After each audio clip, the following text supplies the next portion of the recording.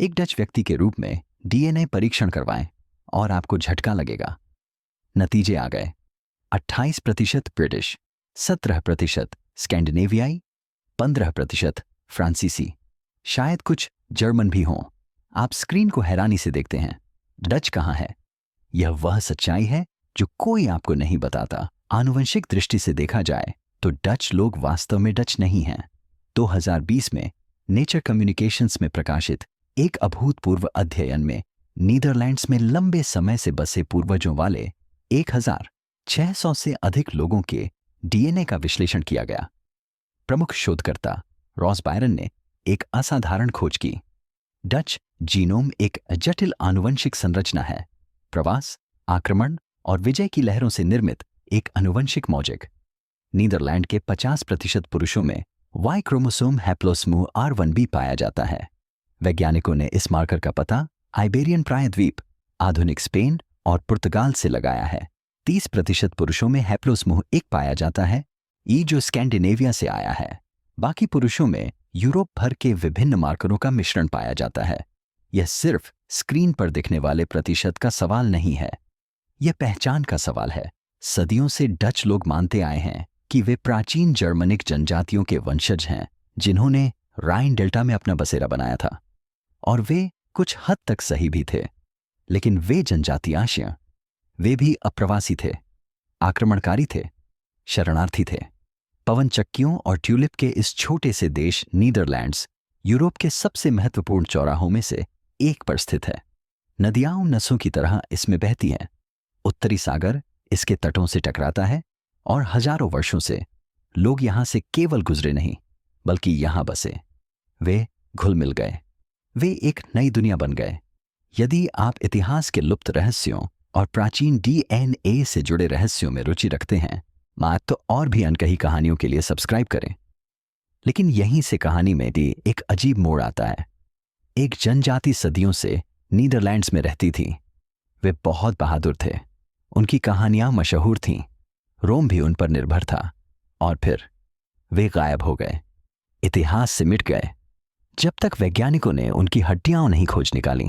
लगभग 50 ईसा पूर्व पश्चिमी जर्मनी में चट्टी नामक एक जर्मनिक जनजाति रहती थी। वे योद्धा थे, कठोर, अनुशासित और खूंखार, और रोम को उनकी आवश्यकता थी। रोमन सेनापति एग्रिप्पा ने उन्हें एक प्रस्ताव दिया, पश्चिम की ओर राइन डेल्टा में चले जाओ। रोमन लोग जिस दलदली, बाढ़ग्रस्त क्षेत्र को बटावी द्वीप कहते थे, वहां बस जाओ। बदले में तुम हमारे सहयोगी बनोगे, प्रजा नहीं। तुम्हें कर नहीं देना होगा, तुम्हें राज्यपालों के सामने झुकना नहीं होगा, बस अपने सैनिक हमें भेज दो। चट्टी लोग सहमत हो गए। वे नीदरलैंड चले गए और उन्होंने अपना नया नाम रख लिया, बटावियन। निजमेगन, प्राचीन नोवियोमेगस में हुई पुरातात्विक खुदाई से पता चलता है कि ये लोग कितने महत्वपूर्ण हो गए थे। बटावियन केवल सैनिक नहीं थे, वे रोम की कुलीन घुड़सवार सेना थे। प्राचीन लेखकों का वर्णन है कि उन्होंने पूर्णतया हथियारों से लैस होकर उत्तम गठन में घोड़ों पर सवार होकर राइन नदी पार की थी। एक ऐसा कारनामा जिसने उनके दुश्मनों को भयभीत कर दिया था। रोमन इतिहासकार टैसिटस ने लिखा है कि बटावियाई लोगों का रोम के साथ एक प्राचीन गठबंधन था। उनके साथ अन्य जनजातियों से अलग व्यवहार किया जाता था। कोई कर नहीं, कोई अत्याचार नहीं, केवल एक ही दायित्व, युद्ध। और उन्होंने अपना वादा निभाया। मात्र 40,000 लोगों की अनुमानित आबादी में से बटावियाई लोगों ने रोमन सेना में 5,000 से अधिक सैनिक भेजे, यानी हर 8 में से एक व्यक्ति। आधुनिक शोधकर्ता इसे अत्यधिक सैन्यकृत समाज कहते हैं।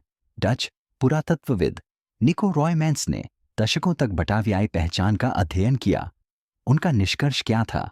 रोम ने बटावियाई लोगों को केवल भर्ती नहीं किया था, बनाया था उन्हें। बटावियाई पहचान को गढ़ा गया था, शाही सत्ता द्वारा वफादार कुलीन योद्धाओं को पैदा करने के लिए आकार दिया गया था। एक सदी से भी अधिक समय तक यह कारगर रहा। बटावियाई घुड़सवार सेना की टुकड़ियों ने पूरे साम्राज्य में सेवा दी, ब्रिटेन में, जर्मनी में, मध्य पूर्व में। वे किंवदंती बन गए। लेकिन 69 ईस्वी में रोम ने एक गलती की। वर्ष 69 ईस्वी है। रोम में अराजकता फैली हुई है। एक ही वर्ष में 4 सम्राट सत्ता में आते हैं और सत्ता से बेदखल हो जाते हैं। साम्राज्य स्वयं ही बिखर रहा है। और नीदरलैंड में वन गायस जूलियस सिविलिस नामक एक बटावियाई रईस को एक अवसर दिखाई देता है। सिविलिस ने रोम की निष्ठापूर्वक सेवा की थी। वह बटावियाई सहायक इकाइयों का नेतृत्व करता था। उसके पास रोमन नागरिकता थी, लेकिन रोम ने एक सीमा पार कर दी थी। शाही अधिकारियों ने युवा बटावियाई पुरुषों को गुलाम बनाना शुरू कर दिया। दोनों राष्ट्रों को एक साथ बांधने वाली पवित्र संधि का उल्लंघन किया। सिविलिस ने अपने योद्धाओं को इकट्ठा किया और उसने रोमन इतिहास के सबसे सफल विद्रोहों में से एक को अंजाम दिया। 40 रोमन किले जलकर राख हो गए। पूरी की पूरी सेनाओं ने विद्रोह कर दिया और बटावियन सेना में मिल गईं। राइन सीमा ध्वस्त हो गई। कई महीनों तक सिविलिस ने पूरे निचले राइन क्षेत्र पर नियंत्रण रखा। रोम की उत्तरी सेना विभाजित, पंगु और अपमानित हो गई।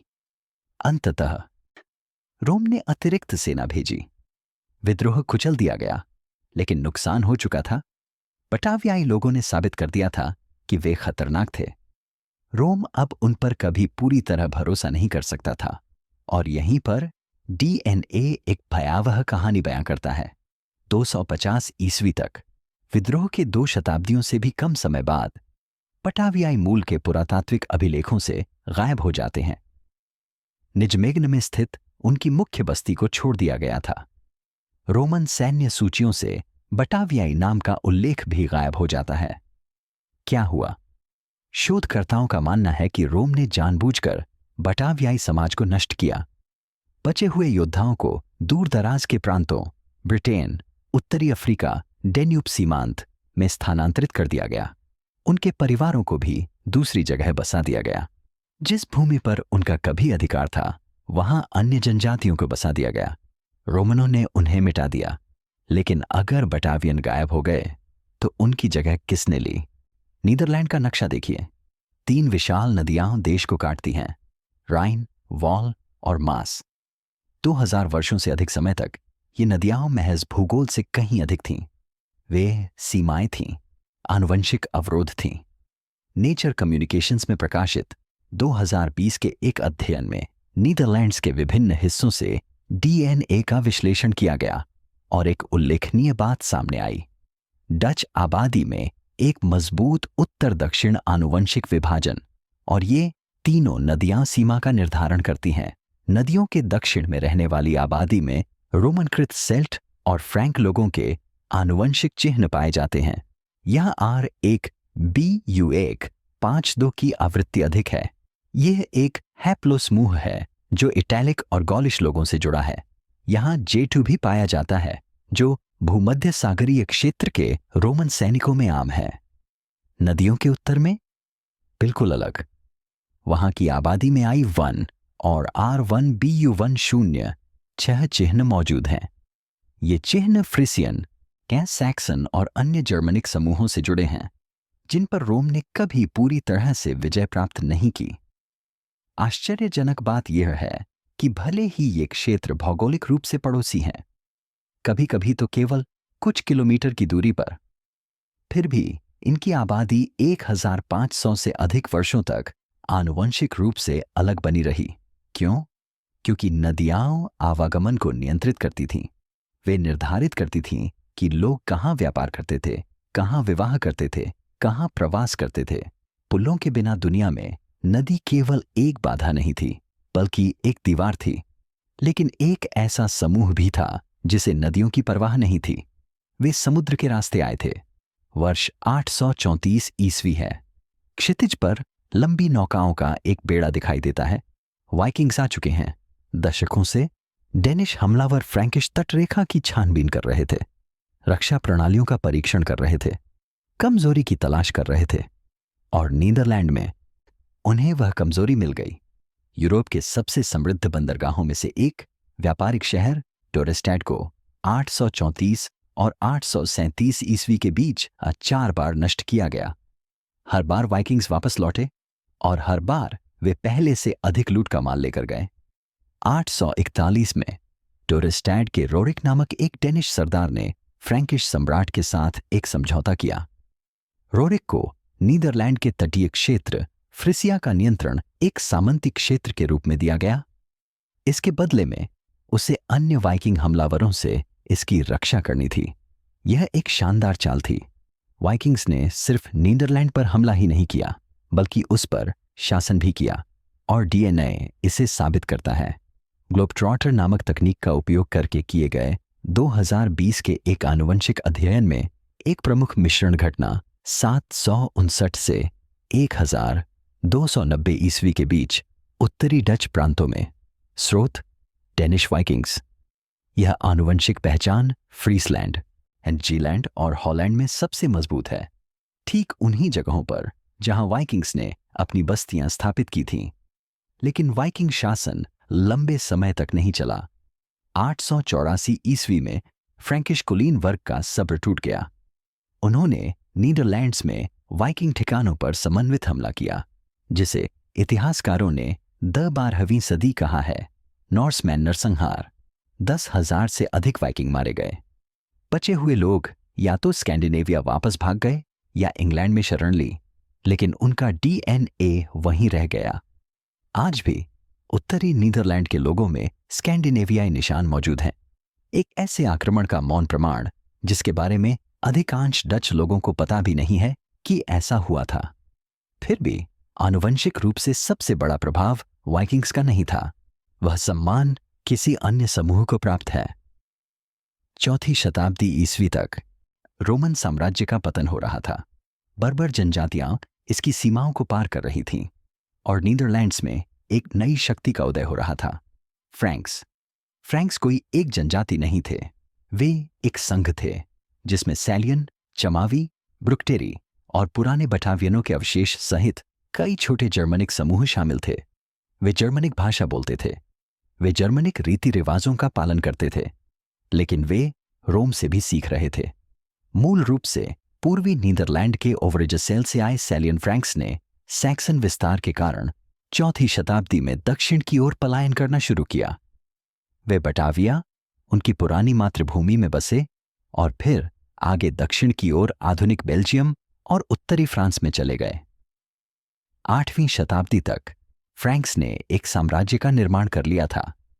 शार्लेमेन के नेतृत्व में उन्होंने नीदरलैंड सहित पश्चिमी यूरोप के अधिकांश भाग पर नियंत्रण कर लिया था, और आनुवंशिक प्रमाण निर्विवाद है। 2020 के एक अध्ययन में यह पाया गया कि 1028 ईस्वी में हुई एक प्रमुख जर्मन मिश्रण घटना फ्रैंकिश और पवित्र रोमन प्रभाव का चरम काल। मूल जनसंख्या आधुनिक जर्मन, प्राप्तकर्ता जनसंख्या डच। फ्रैंक जनजाति अपने साथ एक BU 106 हैप्लोग्रुप लेकर आई थी, जो आज नीदरलैंड्स में पुरुषों की प्रमुख आनुवंशिक वंशावली है। यह उत्तरी सागर के जर्मनिक लोगों, एंगल्स, सैक्सन्स, जूट्स, फ्रिसियंस और फ्रैंक्स की आनुवंशिक पहचान है। लेकिन डच भाषा की खासियत यह है कि फ्रैंक्स ने भी सेल्टिक संस्कृति को आत्मसात किया था। शोधकर्ताओं का मानना है कि डच भाषा स्वयं इस मिश्रण का प्रमाण है। यह एक जर्मनिक भाषा है, लेकिन इसका उच्चारण सेल्टिक है। डच भाषा में प्रयुक्त होने वाली कठोर गी ध्वनि, जो डच उच्चारण की पहचान है, सेल्टिक संस्कृति से आई है। भाषाविदों ने पाया है कि कोई भी अन्य जर्मनिक भाषा डच भाषा से बिल्कुल मिलती जुलती नहीं है। यह एक संकर भाषा है, एक मिश्रण है। लेकिन आनुवंशिक पहेली का एक और हिस्सा बाकी है, और यह दक्षिण से आता है। जब आनुवंशिक अध्ययन डच डीएनए का विश्लेषण करते हैं तो उन्हें लगातार कुछ अप्रत्याशित मिलता है। एक मामूली दक्षिणी यूरोपीय घटक, फ्रांसीसी, स्पेनिश, कभी कभी इतालवी। यह कहां से आया है? पहला स्रोत प्राचीन है। रोमन शासन के 4 शताब्दियों के दौरान भूमध्य सागर के विभिन्न क्षेत्रों से सैनिक नीदरलैंड में तैनात थे। उनमें से कई स्थायी रूप से बस गए, स्थानीय महिलाओं से शादी की और परिवार बसाए। उत्तरी ब्राबेंट, एक दक्षिणी प्रांत में शोधकर्ताओं ने हैप्लोग्रुप J2 की असामान्य रूप से उच्च सांद्रता पाई। यह मानकर उत्तरी यूरोप में दुर्लभ है, लेकिन प्राचीन रोमन साम्राज्य में आम था। ऐसा माना जाता है कि इसका संबंध नोवियोमैगस और अन्य सीमावर्ती किलों में तैनात रोमन सैनिकों से है। लेकिन एक दूसरा अधिक हालिया स्रोत भी है। 1605 में एक असाधारण घटना घटी। दक्षिणी नीदरलैंड पर नियंत्रण रखने वाले स्पेनिश हैब्सबर्गों ने प्रोटेस्टेंट विद्रोहियों के खिलाफ एक क्रूर अभियान चलाया। हजारों लोग उत्तर की ओर भाग गए और डच गणराज्य में शरण ली। 1605 तक नीदरलैंड की लगभग 10% आबादी जातीय रूप से फ्लेमिश थी। एम्स्टर्डम में यह अनुपात और भी अधिक था, 50% से भी अधिक। ब्रुग्स और घेंट जैसे शहरों ने अपनी 60% आबादी खो दी क्योंकि शरणार्थी सीमा पार करके आ गए थे।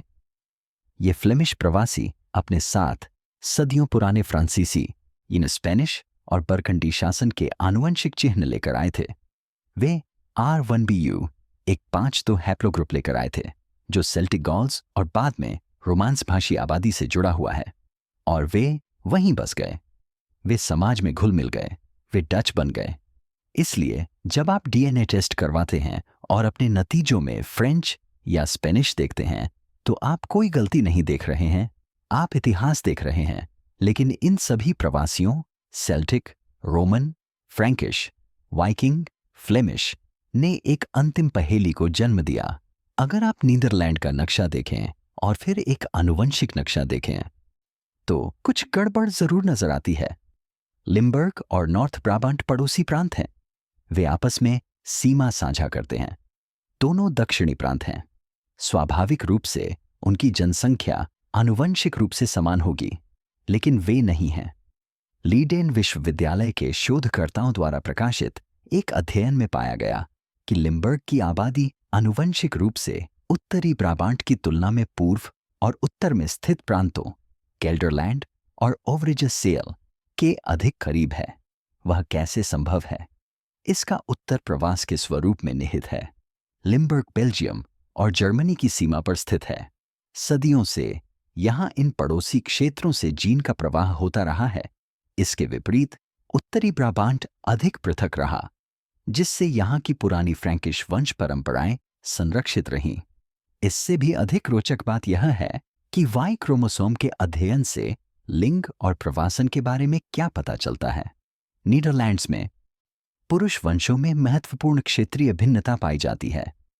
विभिन्न प्रांतों में अलग अलग प्रमुख हैप्लोसमूह पाए जाते हैं, लेकिन माइटोकॉन्ड्रियल डीएनए जो मातृवंशों का पता लगाता है में बहुत कम भिन्नता पाई जाती है।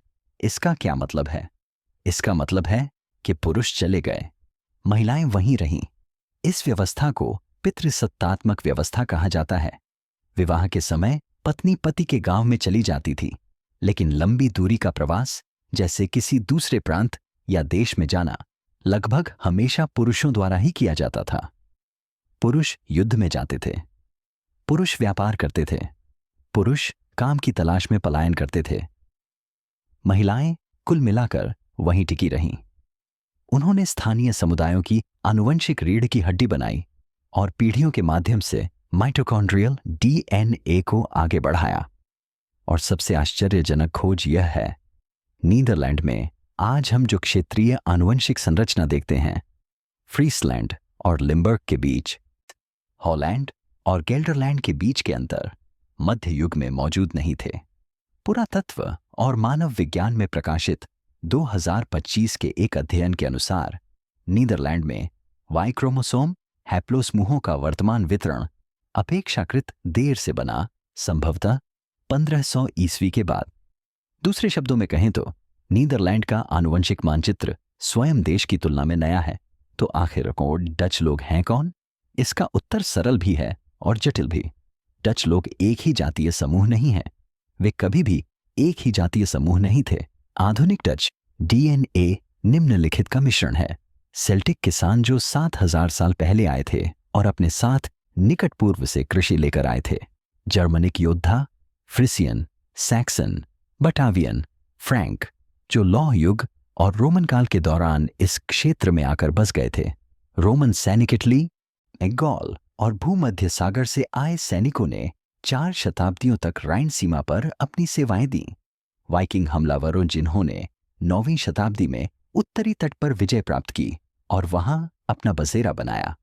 फ्रैंकिश बसने वाले जिसने एक साम्राज्य का निर्माण किया और डचों को उनकी भाषा दी।